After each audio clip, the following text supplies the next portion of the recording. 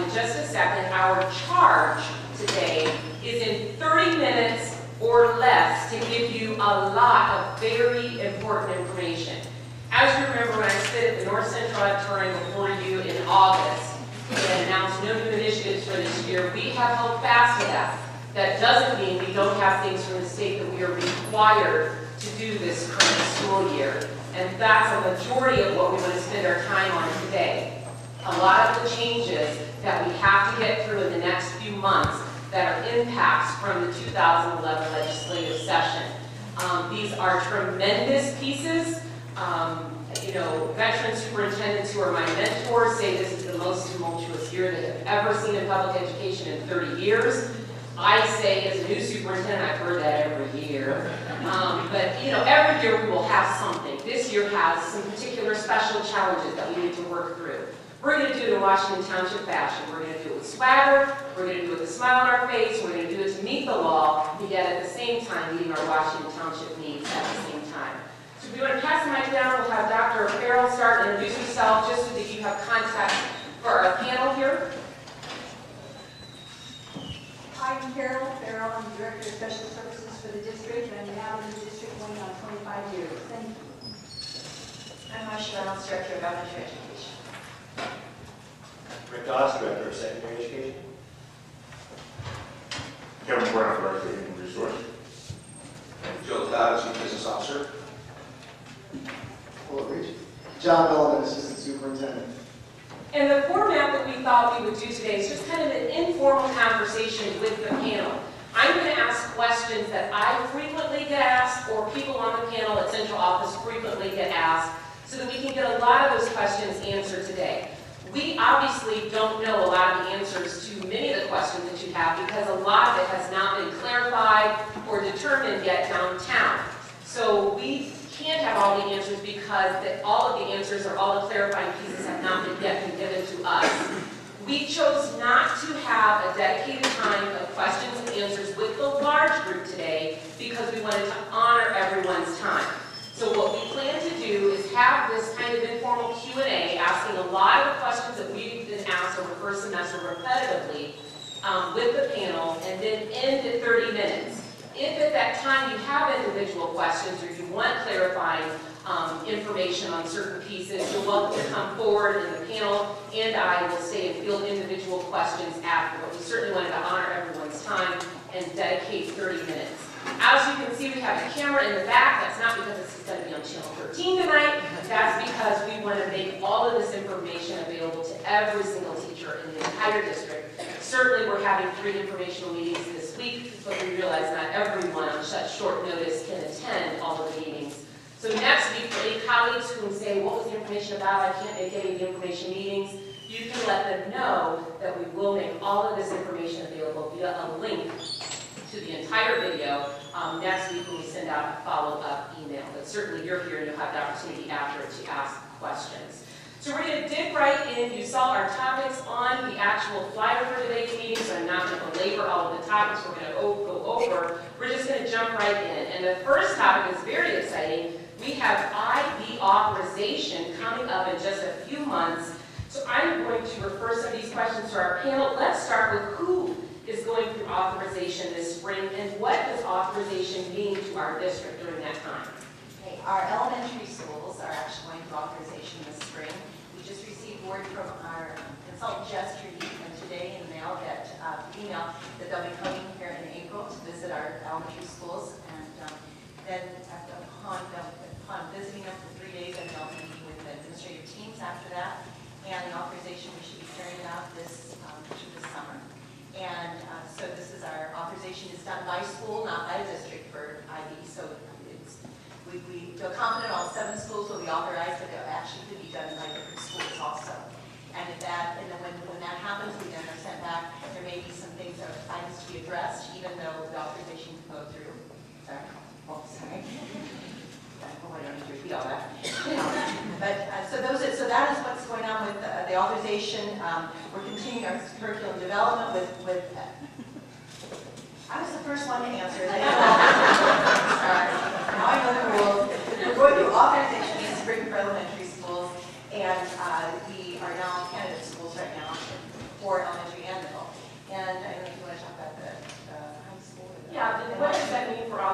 for middle school and high school. When is that timeline? And that timeline for middle and high school, actually, you want to talk about me to do this? Okay. Well, this year, the application was submitted for the high school, for the MYP.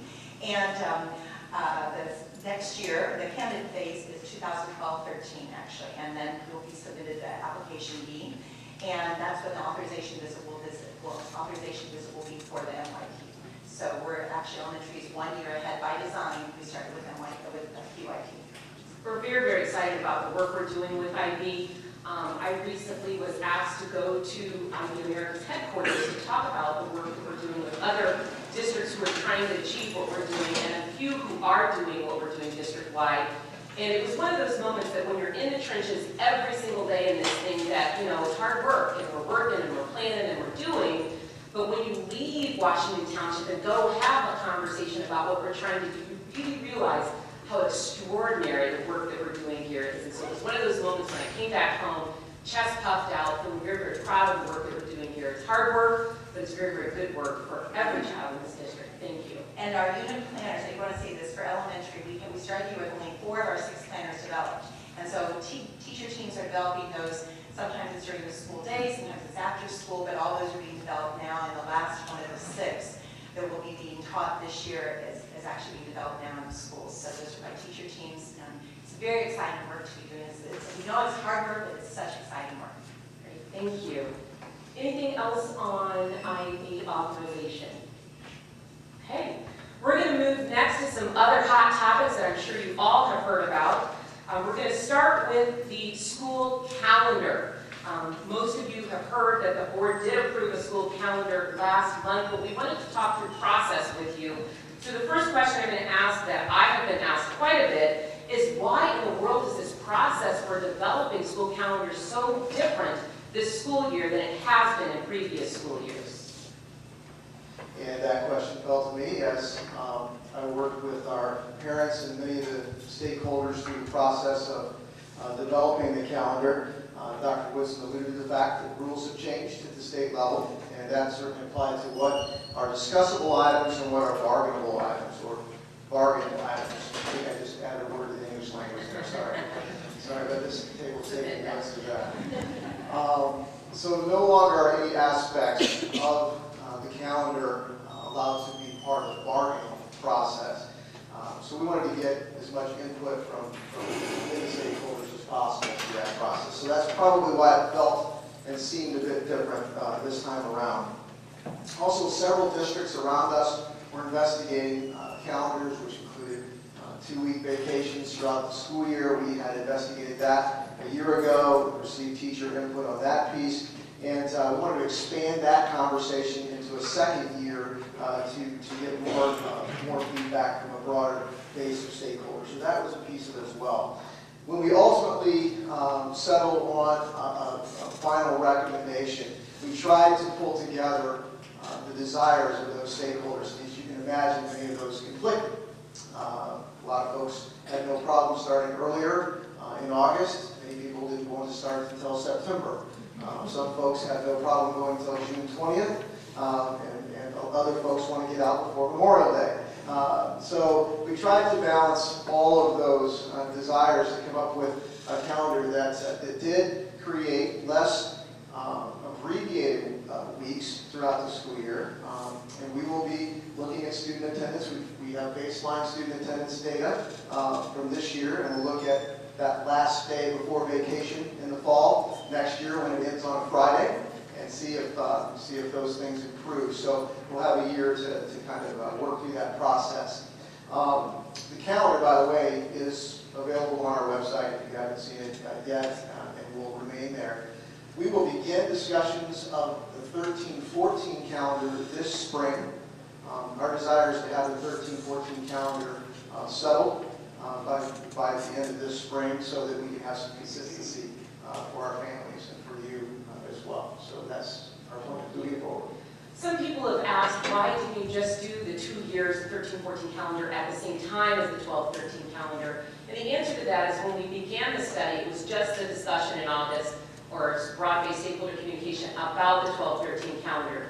We didn't want to confuse it in November at the last minute right before it went to the board board by saying, oh yeah, but now we're going to look at this for 2 years. We wanted to remain consistent and true to what we had communicated since the beginning in August. But we certainly realize we can't experience that calendar first before deciding if we like it enough to go on. That would mean we'd be deciding on a calendar a few months before it's implemented, and that's not appropriate for family planning. So that's the reason why we're going forward with looking at that 13-14 school year this spring, so that families can plan for at least 2 years. We can feel that type of it's just a modified calendar. We don't even call it a balanced calendar because it is not. It's a 6-day tweak of our traditional calendar. So that's the rationale as to why we're looking at 13-14 so soon without even starting the next school year. Let's transition now to student hours. Many of you, I'm sure, have heard that we are discussing student hours very publicly. There's information on our website about actual options that are out there. I wanted to start this conversation with the why we are studying student hours. There is one sole purpose and objective, and I need you to carry this message. We are studying student hours in efforts to lengthen the elementary student day. Currently, our elementary student day is the shortest in all of Marion County. And that is unacceptable to me as a superintendent. As I've explained to parents, our first, second, third grade, etc. teachers have the exact same expectation as teachers in other schools around us who have extensive, lengthier instructional student days with their children. So it's unacceptable for me to go forward with the shortest elementary day, instructional day for students in all of Marion County without studying that to see if there is something that we can do about it. So that is the sole purpose. It's not to irritate high school, it's not to irritate middle school. We have to do all of this, obviously, without compromising a couple of major key points that I want to go into before we share the feedback. The first of which is we could not add any significant cost to the district. A lot of people come to me with options, and they are very viable options, but the impact financially to our transportation department or adding to our bus fleet or adding bus drivers to make that option work are unacceptable for our financial budget. So I wanted to say first that was the first constraint in looking at student hours is we could not add significant financial cost to the district, in which if you've ever studied anything about transportation, that really restricts you right there. The second major non-negotiable in setting student hours was that we didn't want to significantly compromise the integrity of the current middle school day and high school day. So we didn't want to add the elementary to have a significantly shorter middle school day or significantly shorter high school day.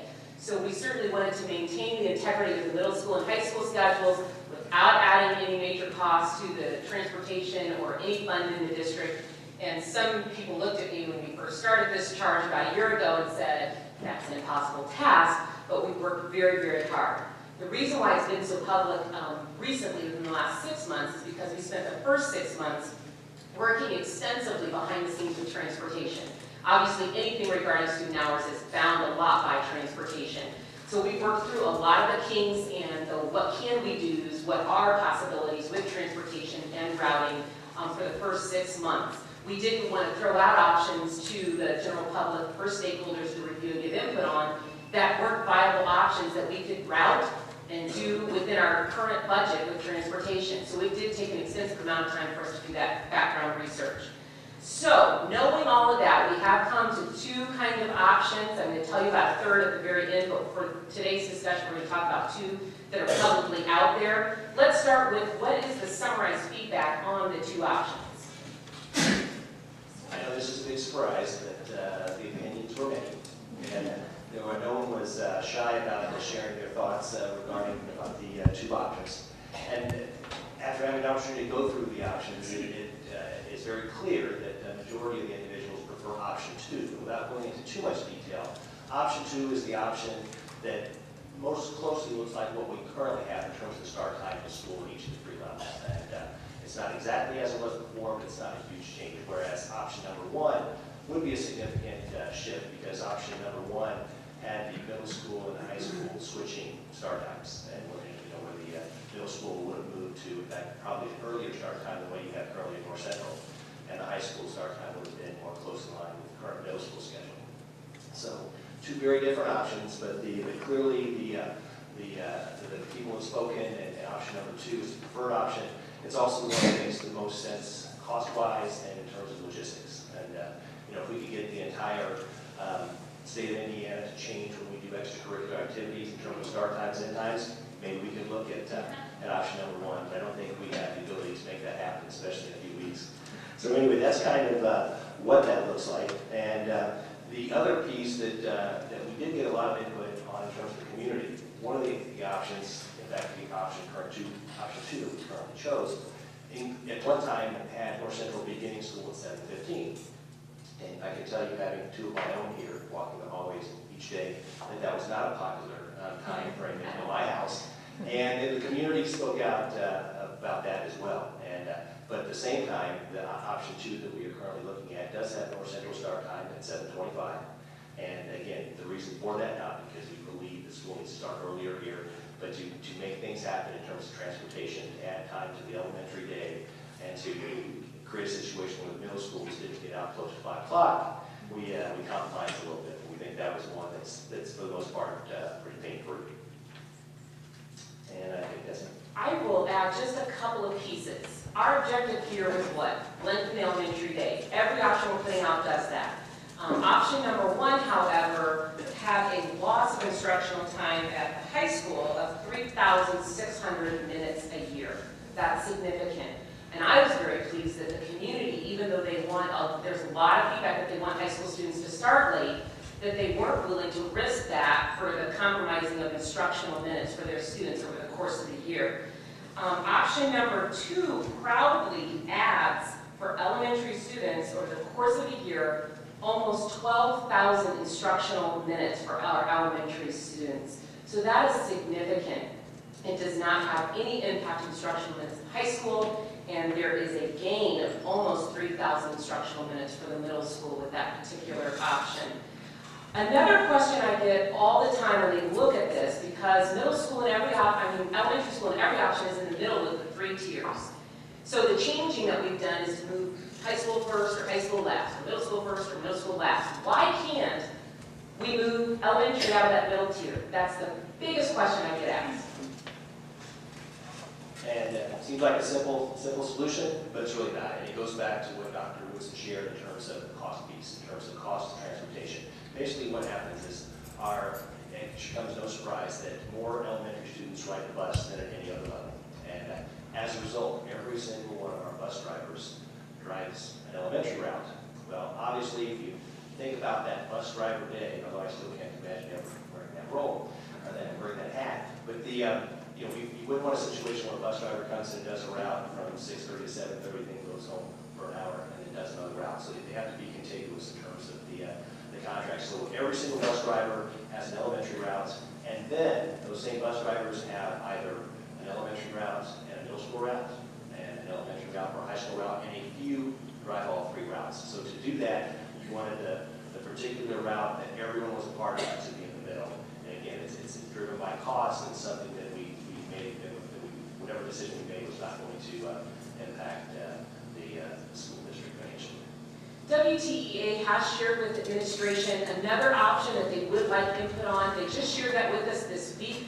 So tomorrow on the website, you will see that option articulated in the same place the options are currently listed, and we'll try to get that communicated out to staffs appropriately at each of your buildings as well. That option starts high school first, but it starts at 7:20.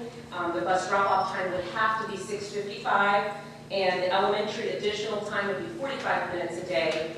Middle school would start at 9:20, ending at 4:10, same instructional minutes. There would obviously be an increase in elementary day with this option, but there would be a loss of almost 2,000 instructional minutes at the high school with that option.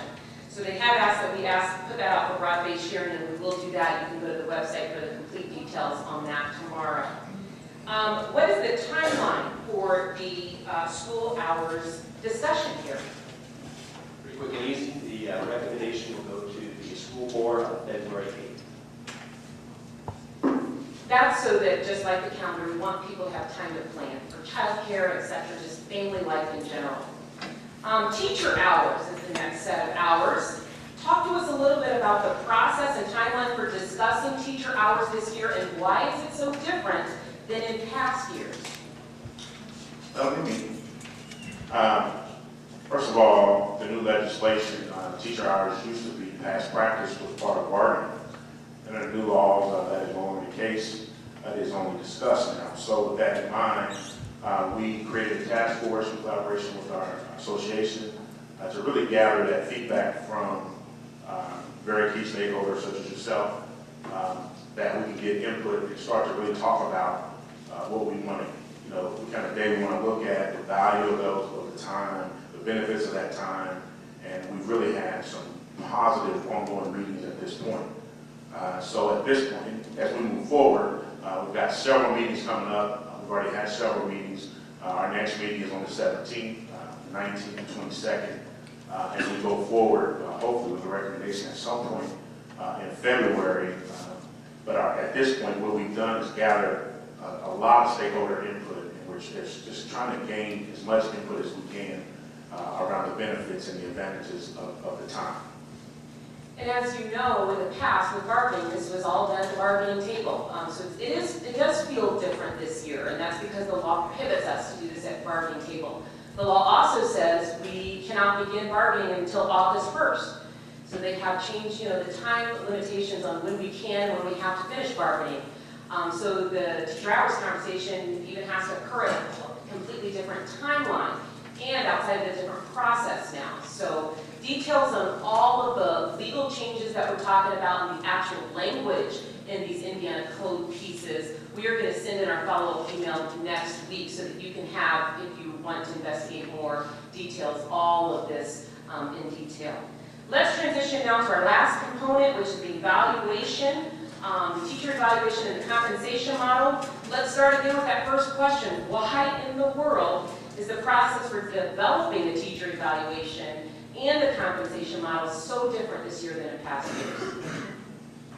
Once again, under new legislation, we are no longer in a position where part of the evaluation is no longer part of negotiation. It is actually something that's been moved out of the actual contract. So the evaluation process that we put in place is to once again have conversation around planning. We've started with a subcommittee early in the year, and we've had ongoing conversations and dialogue with the association to develop a process that we believe is very collaborative, and putting together a plan to put us in compliance with the current state mandates. Our previous model that we had, actually the one that you're still operating under slightly, does not put us in full compliance with the new laws as we go forward. And the state law that requires that we be in compliance to start in August of 12 this coming year, or this year now. So with that legislation, we have to work together to make sure we're in compliance.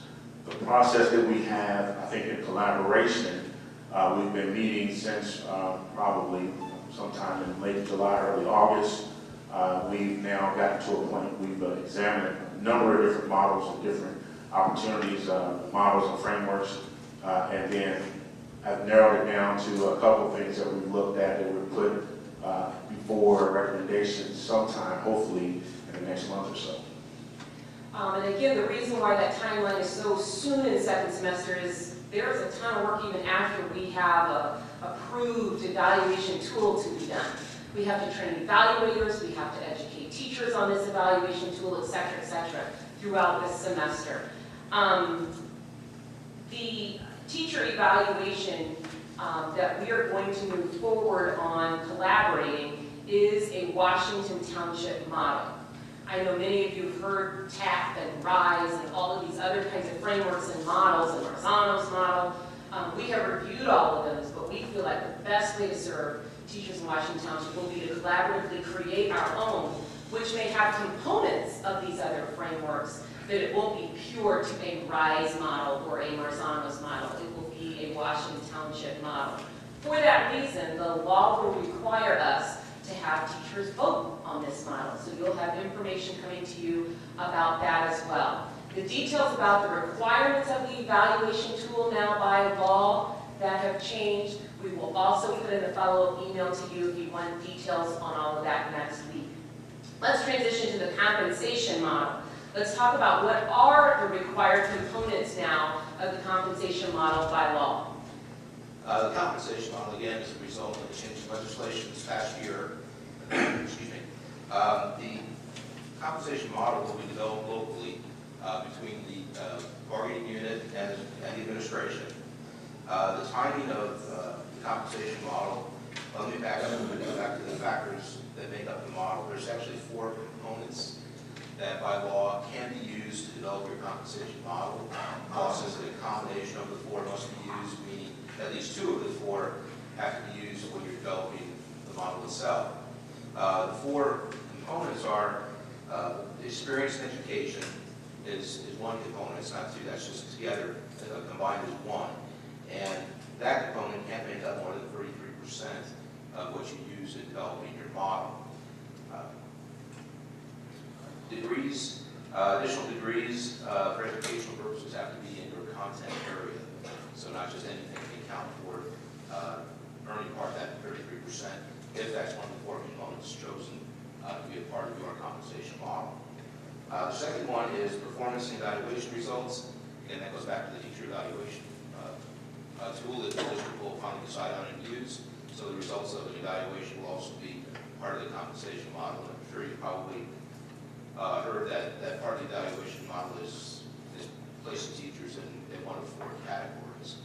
So that part of it will be used in the compensation model as well.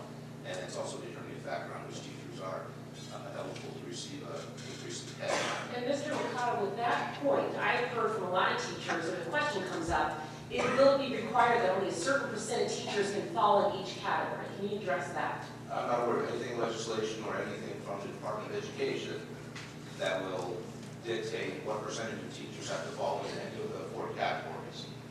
So I'm sure it's expected that 100% of teachers wouldn't be in one of the 4 categories, but there's no requirement that I'm aware of, or that anybody else has definitively spoken to, that dictates what percentage have to be in each of the 4 categories. So, to my knowledge, there's nothing that is determined that ahead of time. The third part of the compensation model can be instructional leadership. Again, it's not strictly defined by DOE or by legislation. We leave that up to local decision making to determine locally what is considered instructional leadership.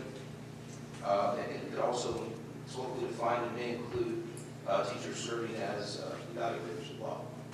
And then the final 4th component is meeting the academic needs of students. Again, not something defined by legislation. That also will be done at the local level and determined through the collective bargaining process. The development of the compensation model is a bargaining issue, as compensation has been in the past. So when you think about how it's going to be developed, it will be developed collaboratively between the WTEA and the administration.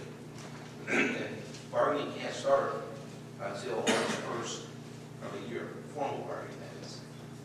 They use the term loosely called informal bargaining, which can begin whenever WTEA and the administration think it's advantageous for the district to start talking about these issues. So, again, it's loosely defined, but formal bargaining cannot begin before August 1st of any calendar year in which you are working toward a contract. The timeline for bargaining is much shorter than it has been in the past. It has to be done within about a 60-day period. If you haven't completed and reached a settlement, then you go to mediation. Beyond that, if mediation is not effective for your district, then you go to formal fact-finding, all of which would be completed between August 1st and December 31st of the year.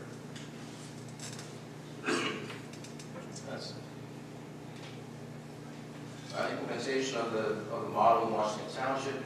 The first compensation model we'll be developing will be later this year in 2012, and it will be used for the 2012-13 contract year for teachers. And then finally, how will the decision be reached on what the compensation model looks like? Since it is a bargain compensation model, that part will be similar to settling any other contract in other years, where you will have input by voting and ratifying the contract that was eventually brought to you, and then it would also be approved by the school board. So that's how the decision on the compensation model ultimately will be made collaboratively between the WTEA administration. I know we've shared a lot of information in 30 minutes, but I wanted to honor your time. Again, like I said, we're going to send a follow-up email with links to more details than you ever wanted to know on all of these topics, so anyone who wanted to investigate more will have access to do that. I encourage you to use anyone here on the panel, including myself, for questions questions that you have or clarifying information that you need over the next few months. This is a lot of change that has been brought on by the legislation. We're going to embrace the change, as I said in my opening, but I certainly understand that there may be a lot of questions. We are here to support you at central office, so use us to answer your questions. We may not have all the answers, but we'll certainly try to do our best. We are going to stay after so that we can field any questions and answers that people have, so please come forward. But thank you for your time today, and please share with your colleagues about the other 2 meetings in person, and we will make this available via video. Thank you.